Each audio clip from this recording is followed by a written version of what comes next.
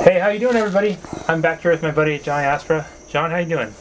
I'm good. I'm a little under the weather today, but Yeah. we're fighting it through. Awesome. Yeah, we're good. Well, I We're appreciate good, you yeah. taking the time tonight, and John has agreed to spend some time with us, talking to us a little bit more about what was going on. Just a quick reminder: John was diagnosed. Was it February last year, John?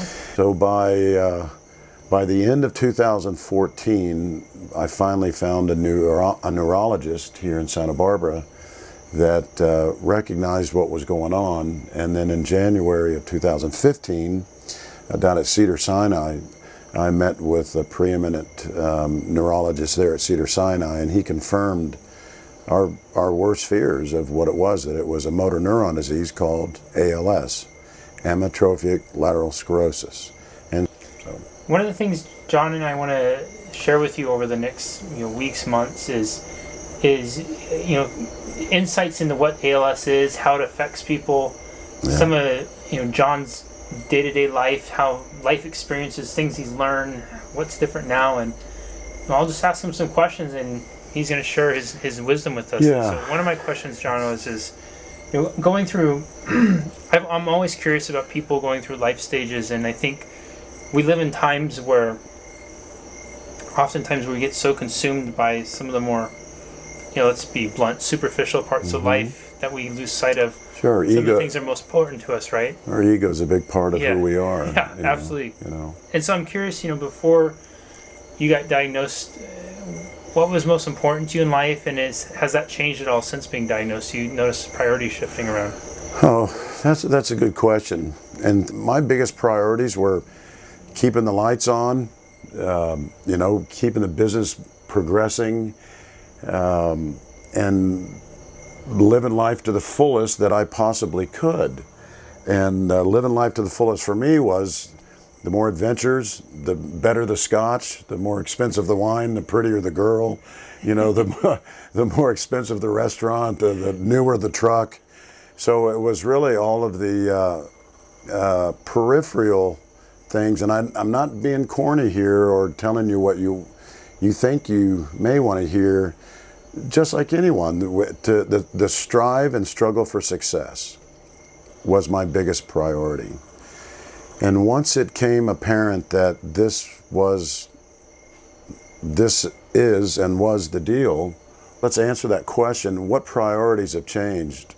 Well, it seems like the little things have gotten bigger, and some of the more egotistically driven problems that I would have years past as a young single male entrepreneur, they've seemed to be dropped off by the wayside. I was always, like I said, worried about new clothes, and I don't think I've bought new clothes now in 2 years, so I miss clothes. I like clothes. Little thing, the priorities today are little tiny things. Being able to get out of bed and make my bed. I can't make my bed anymore. I'm not strong enough, nor do I have the grip strength to pull the sheets up. So a friend comes in and helps a couple times a week, make the bed, change the sheets, help me clean the house. Little tiny things that you'd never think of in a million years. Uncapping the toothpaste, taking off the child-proof cap from the mouthwash, getting in the shower, and I'm I'm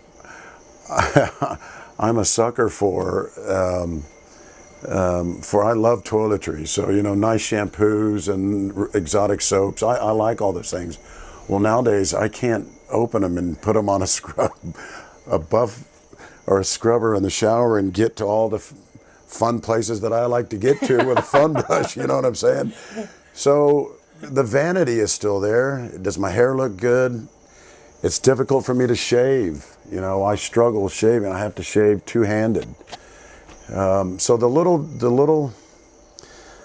things in life that have become so personified that you had never thought in a million years, they've become priority. My wonderful doctor down at Cedars-Sinai, I asked him how far will this degeneration go? I mean, will it stop? And he says, John, it's going to go all the way they used the word flaccid or flaccidity. Your arms and legs would become flaccid to the point you can't use them at all. And he said this is pretty heavy.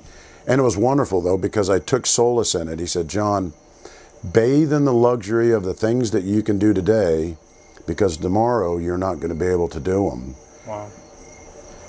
And that hit it home pretty tough. You know, bathe in the luxury of what you can do today, because tomorrow you may or may not, probably not, are not going to be able to do it.